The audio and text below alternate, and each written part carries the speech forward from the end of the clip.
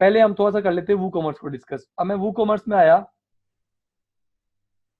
तो इधर अब एट द मोमेंट इशू ये आता है कि हमारे पास कोई ऑर्डर इन क्यू नहीं है, कोई चीज़ नहीं है। लेकिन अब अगर आप वो कॉमर्स में होते हो तो ऑर्डर्स में वो आपको ऑर्डर शो करवाएगा कि यार कितने ऑर्डर्स आपके चल रहे हैं। कूपन्स में कि लेट्स सपोज कोई सेल आती है, आप एक कूपन न्यू कूपन क्रिएट कर सकते हो, न्यू कूपन के अंदर आप अपना कूपन कोड डाल सकते हो।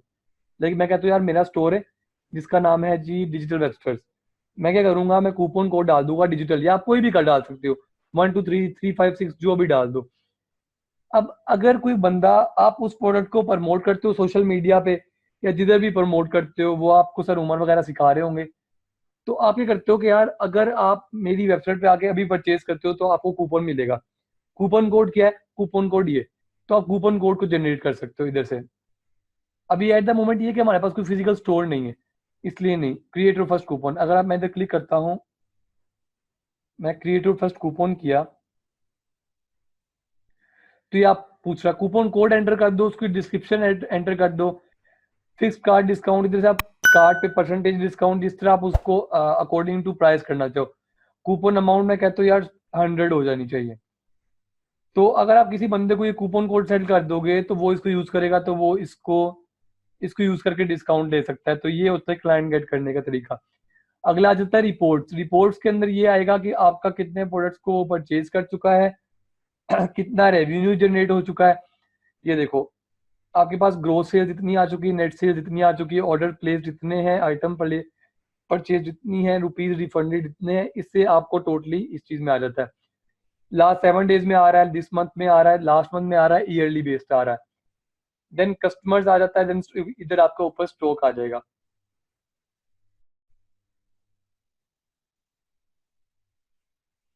यहाँ पर कस्टमर आ जाता है, देन आपका स्टॉक आ जाता है। अगला ऑप्शन आपके पास सेटिंग आ जाता है। अब ये वही चीज जो हमने पहले फिल की थी वो इधर आ रही है। Address 1, address 2, city, country, postal code, selling location, आप इसको लिमिटाइज कर सकते हो। एक मिनट जरा। तो इधर से आप अपनी कंट्री चूज कर सकते हो कि आपने सारों में सेल करना है कि नहीं करना है। शिपिंग लोकेशन आ जाता है। देन आपका डिफॉल्ट कस्टमर लोकेशन आ जाता है कि आप उसको डिफाइन कर सकते हो। करेंसी आप चेंज कर सकते हो, सारे हम पीछे करके आए हैं।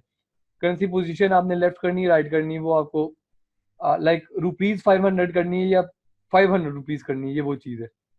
लेफ्ट करनी है, राइट करनी है। देन सेपरेटर है, 1000 के अंदर सेपरेटर, लाइक 1000 लिखोगे तो 1,00, ये वो चीज़ें जो जिनकी इनकी इवन समझने की जरूरत भी नहीं है। देन आ जाता है इधर प्रोडक्ट्स में जाता सॉरी, देन मैं प्रोडक्ट्स में आता हूँ इधर। तो इधर वो पूछ रहा है कि शॉप पेज कौन सा बनाना है आपने। अब हम जो डिजाइन कर रहे हैं, हम टोटली कस्टम वेबसाइट डिजाइन कर रहे हैं। हमको ये नहीं करेगा कि यार जिधर प्रोडक्ट अपलोड हो गए उधर ही वही शॉप पेज होगा। वैसे मेनली हम जो शॉप पेज को शॉप पेज ही एंटर करते हैं। आपका यूनिट्स आ गए, डायमेंशन आ गई। देन अगर मैं इधर से ऊपर जाता हूँ, शिपिंग, ये वही चीज़ें जो हम पीछे करके आए हैं। ये जो हमने शुरू में एक सेटअप किया था, ये वही चीज़ है। पाकिस्तान आ गई। देन आपका ये location note covered by your other zone, apply shipping zone, add shipping zone, आप वो ऐड कर सकते हो। शिपिंग जोन नेम आप ऐड कर दो, देन आप जोन के एरियाज को कर लो कंसीडर। देन आप शिपिंग मेथड ऐड कर दो, ऐड शिपिंग मेथड, वो आप सब कुछ कर सकते हो। पेमेंट्स आ गई, वही चीज़ जो हमने पहले सेटअप की थी वही आ गई। तो अगर आप शुरू में कर लेते हो तो इसका ये फायदा है। पेपाल आप ओपन कर सकते हो। पेपाल ओपन करोगे तो पेपाल की अगला बंदा आपको डिटेल देगा। उसके अंदर सिर्फ आप उसका ईमेल एड्रेस यूज करोगे तो आपका ऑप्शन चल जाएगा। लाइक मैंने इसको ऑन किया, मैं इसमें सेटअप पे गया। सेटअप पे जाने के बाद, हो जो यार, अच्छा ये देखो, अब आपके सामने वो मुझे क्या कह रहा है कि PayPal does not support your store currency. तो मैंने आपको वही बात बताई कि वो मुझे पेपाल की ऑप्शन पहले क्यों नहीं दे रहा था, क्योंकि मेरी कंट्री में पेपाल सपोर्टेड नहीं है। अगर आप यूएस यूके का कोई स्टोर बनाते हो तो आपका पेपाल सपोर्टेड होगा, तो वो आपको ऑप्शन दे देगा। देन अकाउंट एंड प्राइवेसी आ गया। तो इसको भी एक बार विजिट कर लेना। प्राइवेसी पेज कौन सा होगा, प्राइवेसी पॉलिसी का। जो आपका स्टोर होता है उसके अंदर आपकी कुछ पेजेस बड़े लाजमी होते हैं। लाइक अगर आपने सर इरफान की क्लासेस लियो ड्रॉप शिपिंग की, तो उसके अंदर भी अकाउंट पेज लाजमी होता है, उसके अंदर भी आपका क्या कहते हैं उसे, अकाउंट पेज लाजमी होता है, उसके अंदर प्राइवेसी पॉलिसी का लाजमी होता है। तो ये चीज़ें बड़ी लाजमी होती है, तो उसके अंदर ये खुद ही ऑप्शन जनरेट करके दे रहा है, ईमेल्स की ऑप्शन दे रहा है कि अगर न्यू ऑर्डर आए तो मुझे किस पे ईमेल करे, कैंसल्ड ऑर्डर हो तो किधर करे, फेलियर ऑर्डर हो तो each and everything order hold, each and everything आप इधर से स्टडी कर सकते हो। पासवर्ड रीसेट करना है, कस्टमर नोट आता है, कोई रिफंड ऑर्डर आता है, तो आपको वो मेल किस पे करे। देन ये एडवांस में जाते हैं तो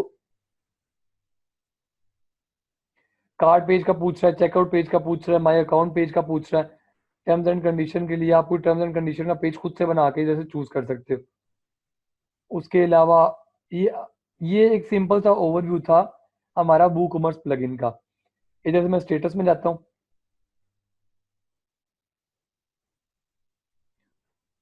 इसका मेनली आपको तब यूज पता लगता है जब आप अपना स्टोर चलाते हो। जब आपने किसी को सेटअप करके देना है तो फिर आपने ये टोटली ऑप्शन स्टडी नहीं करनी। आपने सिर्फ एक वू कॉमर्स प्लगइन यूज करना है, उसके प्रोडक्ट्स ऐड करने, उसके प्रोडक्ट्स को शो करवाना है फ्रंट पे, और आपका काम हो गया। ये सारी चीजें वो है जो अगर आप अपना स्टोर चला रहे हो तो आप इन चीजों को ऑपरेट करते हो। ये ऑर्डर्स हो गए, करेंसी हो गई, उसके अलावा पेमेंट मेथड जो मोस्टली आपके जो यूएस के स्टोर्स ऑपरेट करते हैं वो पेपाल पे करते हैं या स्ट्राइप पे करते हैं। स्ट्राइप भी आपका पेमेंट मेथड ही है।